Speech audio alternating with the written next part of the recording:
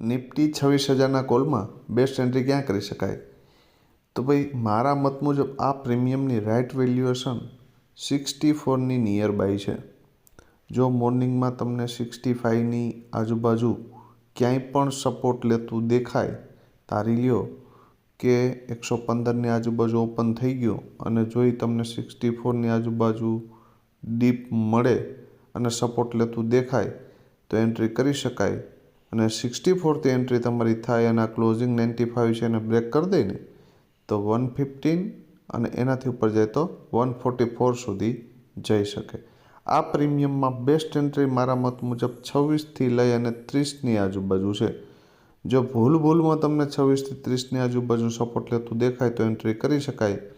અને અહીંયાથી એન્ટ્રી થયા પછી ફર્સ્ટ ટાર્ગેટ 64 અને સેકન્ડ 95, એનાથી ઉપર જાય તો 115 સુધી જઈ શકે.